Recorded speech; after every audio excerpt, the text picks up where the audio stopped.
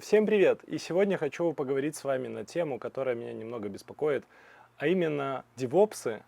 Были ли у меня вообще за весь мой период классные девопсы, которых я бы сказал, это классный парень? Нет, они все были хитрющими. Хитрющий парень, вот этот на меня много работы скинул. Вот этого, конечно, я бы выделил, что он неплохой парень, но в целом пользы от него было вот настолько мало. Давайте поговорим и узнаем, чем на самом деле занимается DevOps, как стать девопсом и что от него на самом деле нужно.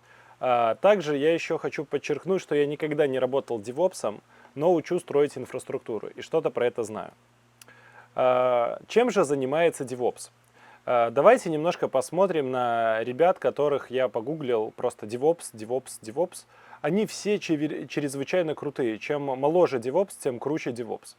Вот. Но если посмотреть на некоторые нюансы и углубиться поглубже, можно увидеть вот эту вот общую девопсерскую черту. ChatGPT говорит, что DevOps — это не конкретный набор инструментов, а скорее философия. То есть вообще-то DevOps — это философия, чтобы вы знали. И подход к разработке и эксплуатации программного обеспечения, целью которого является автоматизация. Это философия об автоматизации, мать его. Ускорение и улучшение процессов разработки и доставки. Если мы говорим, что DevOps — это философия, тогда все сходится, да? То есть все становится на свои места. Но еще интересно то, что за то, что мы нанимаем девопсов, которые несут свою философию и помогают нам автоматизировать и доставлять продукт, мы платим им зарплаты на 20% больше, чем разработчикам. То есть, если вы еще не задумывались, а кем вы хотите стать в IT и ищете себя, то, возможно, становитесь девопсом. Девопсам платят больше, на 20% в среднем. То есть, сколько вы там зарабатываете, добавляйте 20% и идите работайте девопсом. Я пока гуглил, чем на самом деле занимается девопс, я нашел одну интересную штуку. Если мы перейдем и посмотрим, кто такой девопс с точки зрения, например, Microsoft, то мы увидим, что девопсы выполняют некоторые штуки. Они достигают каких-то целей и бенефитов, уменьшают время выхода приложения в маркет, помогают все это поддерживать и улучшают время восстановления системы. Да, это то, что говорит Microsoft. То, что говорит Amazon, примерно то же самое. То есть есть большие компании, которые рассказывают, что нам нужно ждать и ожидать от девопсов. И в общем, я вывел вот что. DevOps в первую очередь должен нести культуру. Так как он занимается философией автоматизации доставки, он должен принести культуру, чтобы мы, как разработчики и команда, поняли, что автоматизировать и доставлять продукт нам выгодно, потому что это увеличивает вот этот time to market, ускоряет и помогает нам больше заработать и лучше вообще себя чувствовать. Дальше от DevOps требуется имплементировать девопсерские практики, которые вот на вот этом вот всей этой пирамидке люди, процессы, методологии, инструменты должны быть внедрены. Вот. А это значит, что нам нужно улучшить системы планирования Agile, Scrum и Kanban, где конкретно я бы ожидал, что будет какой-то project manager, который всем этим занимается. Ну да ладно. А потом нужно погрузиться в development и доставку, и там тоже много чего проделать вместе с нашими разработчиками и тестировщиками. После чего пройти к системе мониторинга, чтобы мы следили, как все хорошо работает, и чтобы наши продукт-менеджеры отлично все оценивали. Но при всем при этом девопсам необходимо наладить инфраструктуру. Вы когда-нибудь задумывались, а что же конкретно я бы хотел от девопс? Ну, чтобы он построил инфраструктуру, которая не падает, да, не ломается, не взрывается, предлагал какие-то хорошие архитектурные решения инфраструктурные, но я подумал, что от кого эту инфраструктуру ждут? От CTO и разработчиков. То есть наша команда инфраструктуры и разработки трудится над тем, чтобы DevOps внедрил свою культуру и получил свои, конечно же, на 20% большие гонорары, чем у всех остальных. Если мы начнем гуглить и погружаться в эту тему с культурой и девопсами, мы увидим, что зачастую все графики говорят о том, что есть разработка, тестирование, эксплуатация, а DevOps — это какое-то золотое сечение. При том, что, как обычно, нам очень хочется, чтобы наш продукт непрерывно развивался, разрабатывался, доставлялся и интегрировался, чтобы он постоянно, вот просто вот мы что-нибудь делаем, и сразу в продакшн, вот чтобы вот просто вот сразу там, все тестировать где-то сразу на боевых мощностях. Это приводит нас к мысли о том, что у нас есть много всяких процессов, да, от разработки архитектуры до сборки прототипов, тестирования и развертывания эксплуатации. Это приводит нас к DevOps-процессу. Вот эта вот бесконечность, это, я думаю, на каждого DevOps есть на плече такая символ бесконечности, который позволяет на этом всем неплохо зарабатывать DevOps и многим-многим другим. Об этом мы поговорим чуть дальше, но давайте в целом представим, что есть некий процесс, который сводится к тому, что мы кодим, планируем, мониторим, оперируем, доставляем, релизим, тестируем, билдим, ну и вот какая-то бесконечность цикла разработки. Но в реальности то, что я заметил, меня немножко заставило грустить. DevOps — это классное вообще направление разработки, потому что позволяет, во-первых, зарабатывать больше, чем разработчики. Во-вторых, у тебя есть CTO, и у тебя есть девелоперы, как у DevOps, которые позволяют, например, CTO может разработать архитектурное решение. То есть, если ты не хочешь, как DevOps, париться по поводу инфраструктуры, то у тебя всегда есть какой-то технический директор, которому ты можешь сказать: ну так скажите, что сделать, я сделаю. Предложите мне какую-то инфраструктуру, дайте мне какую-то архитектуру всего этого, я, конечно же, пойду и спокойно все это разверну. Вот. Поэтому мы можем опираться на CTO, который даст нам вот эту инфраструктуру и архитектуру, и на девелоперов, которые это все реализуют и настроят. То есть технически DevOps, кроме культуры, реальной пользы какой-то не несет. Ну, максимум настраивает bash-файлы и YAML скрипты, которые приносят ему его неслыханные гонорары. То есть, чтобы DevOps хорошо себя чувствовал, он должен мастерски, я повторюсь, мастерски перекладывать ответственность на команду выше, то есть на CTO и девелоперов. И максимально оперировать, говорить: слушай, ну сделай, чтобы программа собиралась. Или CTO: хорошо, я все понимаю, но нарисуй, объясни, как ты хочешь, чтобы все разворачивалось, напиши, какими тулами ты бы хотел, чтобы это развернулось, в какой конкретно последовательности. А девелоперов ты попросишь, чтобы они, конечно же, это закодили и сделали какую-то уже слепок этой архитектуры и инфраструктуры локально, чтобы оно хотя бы локально разворачивалось, чтобы ты потом перенес это куда-то в облака. Мы знаем примерный процесс, что требуется от DevOps. Как стать DevOps? Что конкретно от него требуют на работе и какие знания необходимы и достаточны, чтобы быть крутым преуспевающим DevOps сегодня? На серверах, если вы строите нормальное приложение, то, скорее всего, вы не будете использовать ни Windows, ни OS X, вам нужен только Linux. И то в какой-то супер базовой упаковке, потому что все остальное будет крутиться либо в докере, либо в кубере. Да? То есть вам нужен базовое понимание Linux, как там что работает. А во-вторых, вам бы было неплохо изучить скрипт какой-нибудь, скриптовый язык, например, Bash, JavaScript или Python. Да, скрипты, доставки и всякой другой ерунды можно писать и на JavaScript, и на Python, и на чем угодно. Но не обязательно писать все на Bash. То есть вы можете выучить любой скриптовый язык, который вы будете разворачивать где-то там на серверах и использовать его в сборках. Дальше, как минимум, разобраться в докере и Docker Compose. Docker Compose как опция. Да? То есть это простое дешевое решение что-то потестировать. То есть вы это все умеете сделать, вы молодец. Переходим на следующий уровень, погружаемся в кубер. То есть современное масштабируемое отказоустойчивое приложение требует наличия Kubernetes, так или иначе в каком-то виде. Вот. Зачастую очень много готовых решений под Kubernetes лежит в Helm. Поэтому мы берем Kubernetes и тренируемся из Helm все туда выгружать и настраивать. Подключаем туда CI/CD с какого-нибудь GitHub или GitLab, вот, посыпаем это все магией скриптов и загружаем в какое-то облако. На самом деле с облаками есть такая магия, что есть Azure, есть AWS.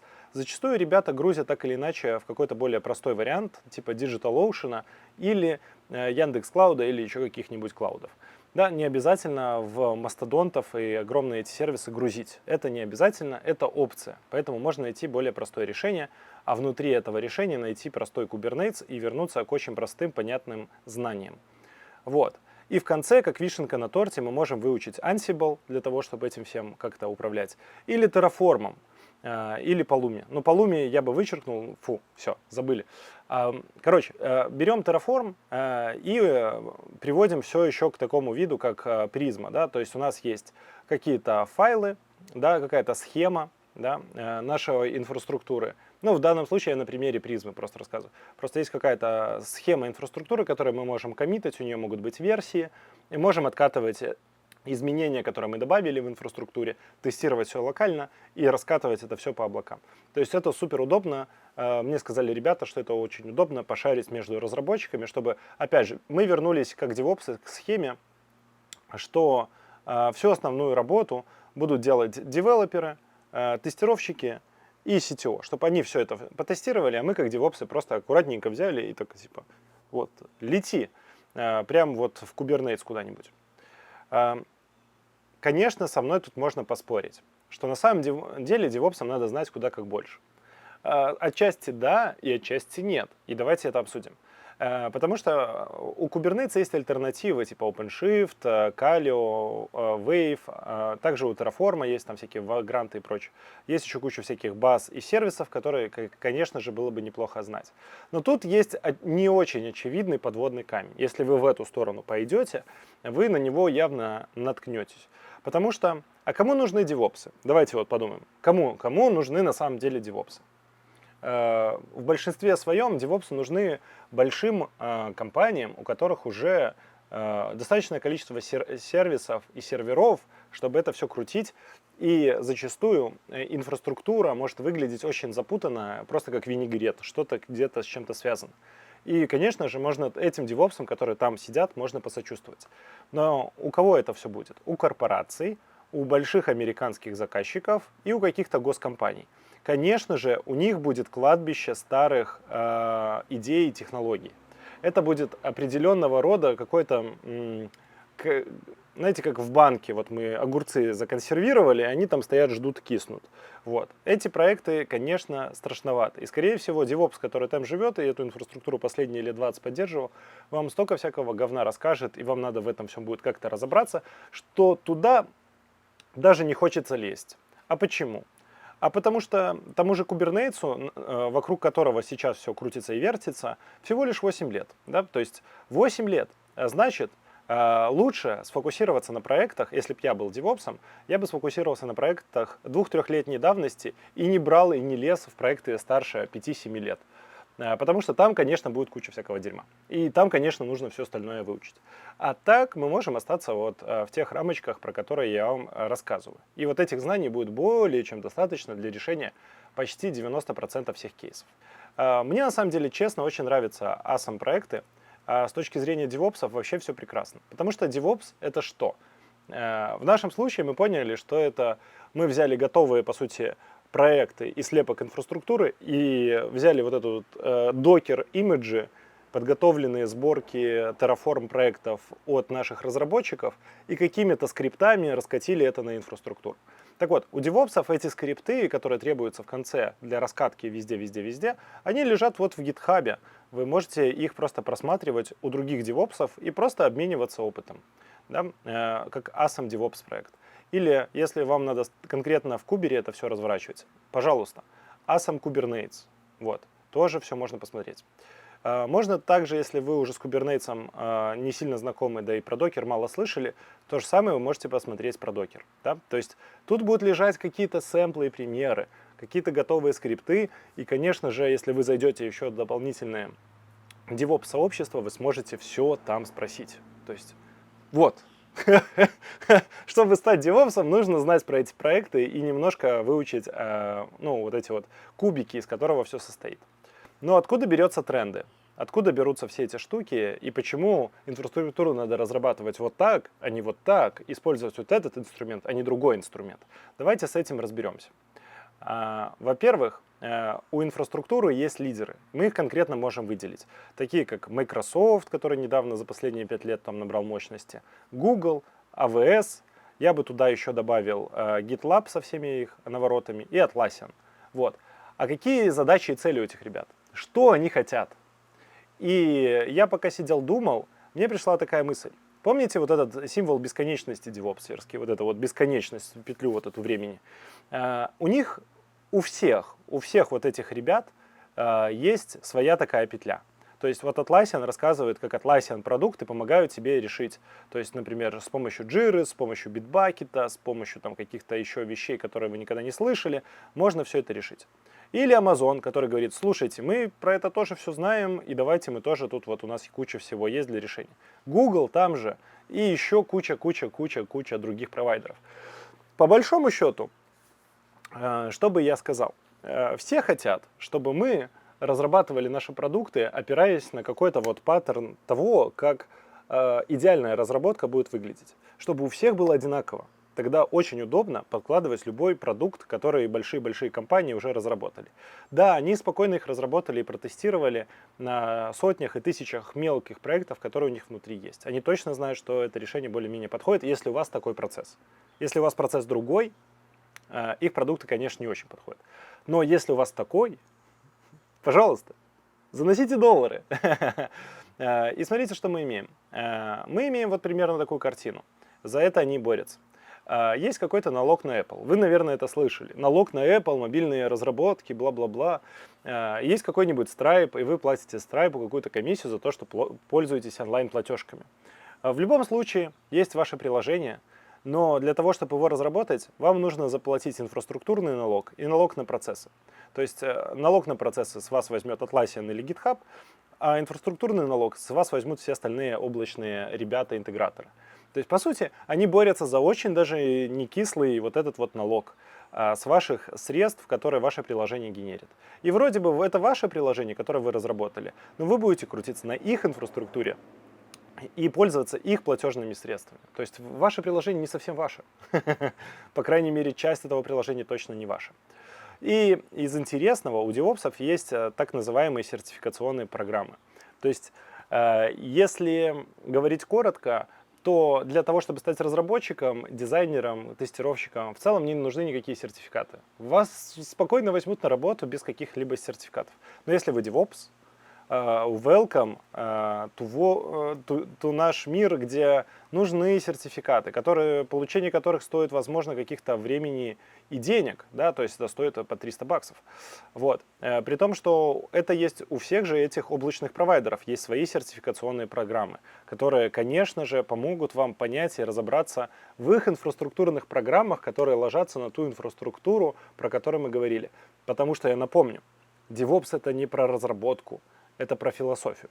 То есть каждая компания продает свою философию, и вы получаете сертификат, что вы проверенный философ этой философии. Но если простыми словами, как в простонародье сказать, то вы становитесь человеком, который занимается продажей тех или иных облачных решений, которые используются или поставляются теми облачными провайдерами. Вот в этом вся идея этих сертификатов. То есть мы готовим специалистов, которые дальше будут продавать наш продукт. Великолепно. И мы будем брать наш инфраструктурный налог.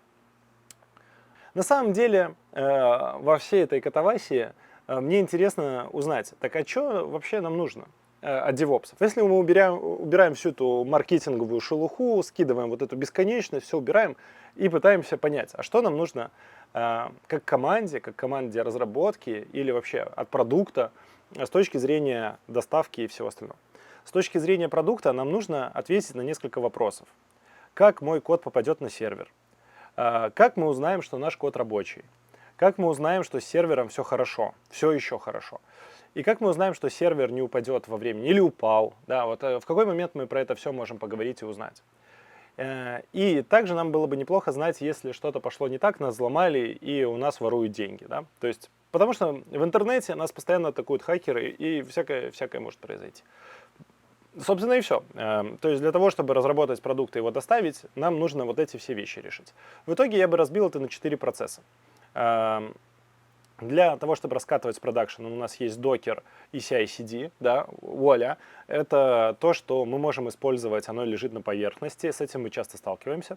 Для того, чтобы собирать логи, у нас есть Grafana, OpenTelemetry, Grafana OnCall, чтобы быстро знать, если что-то идет не так, например, память закончилась, что-то упало, и дальше мы можем принимать какие-то решения.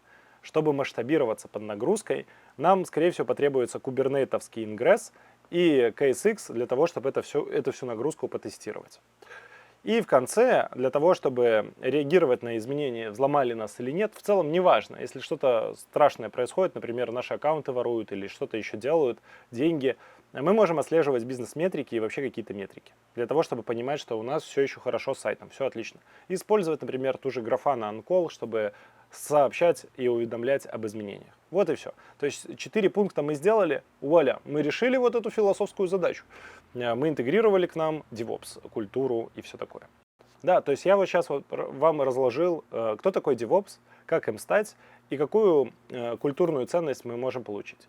Но что с модой? То есть если раньше DevOps это был какой-то сисадмин, который, скорее всего, вот с какими-то такими штуками водился и кое-как настраивал наши сервера на Apache, то сегодня DevOps это какой-то более хипстерский чувак, который приходит и внедряет к нам культуру и философию.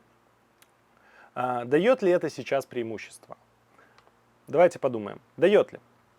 Я думаю, что на сегодняшний день, вот прямо здесь, сейчас, внедрение основных практик вот, девопсерской культуры и решение вот этих 4 задач, про которые говорил ранее, дает нам действительно преимущество с другими ребятами. И сейчас объясню почему. Потому что, возможно, когда-нибудь эти все инструменты станут проще, но мне кажется, они никогда не станут проще. То есть процесс с 4 пунктами, написанный мной, он будет устойчив во времени. Но сами инструменты будут меняться, их будет тьма и множество, потому что вот этот процесс бесконечности, он как бы показывает, что будут продукты появляться вот здесь, вот здесь, вот здесь, вот здесь, и с каждым годом они будут становиться все моднее, лучше между собой интегрированнее, или как-то эту бесконечность разделят на 2 кружочка и будет отдельный кладезь продуктов. Вот. Но мы никогда не придем к какому-то общему знаменателю, что мы скажем, вот вам вот этот софт поставь, галочку нажми, и все будет отлично разлетать и раскатываться. К этой истории нет никакого стремления, потому что есть стремление зарабатывать на всей той штуке, которая происходит. А что происходит? Откуда вообще есть желание? Кто толкает все эти идеи? А их толкает бизнес. Бизнесу хочется вот что. Мне пришла какая-то идея, какой-то фичи. Вот я посмотрел, у других конкурентов есть такая фича. Я хочу ее себе, хочу как Марк Цукерберг быстро расхотить Твиттер, свой личный Твиттер, и быстро переманить себе сотни миллионов людей из Твиттера. Вот, это идеально. Вот мне пришла идея, я хочу как можно быстрее это все сделать в продакшн.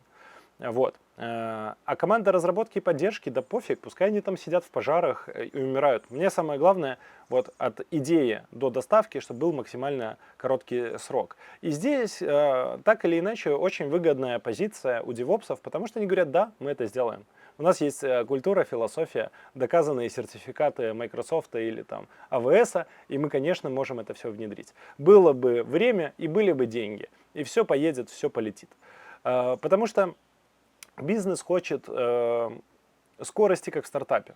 Это очень важно, потому что это позволяет конкурировать. Но процессы оставлять как в корпорации, что все будет медленно. И это противоречие. Да? Мы хотим много контролировать и быстро что-то заливать. И на этом противоречии как раз отлично стоит DevOps, и как раз нужна коммуникация, философия и все, что мы говорили по этому поводу заранее. Потому что в больших компаниях как раз они скатывают в сторону корпораций, и у них, конечно же, замедляются процессы, и они приходят на помощь DevOps, который позволяет корпоративные процессы немножко поднять, но скорость увеличить. Ну, типа корпоративные процессы припустить, а скорость увеличить.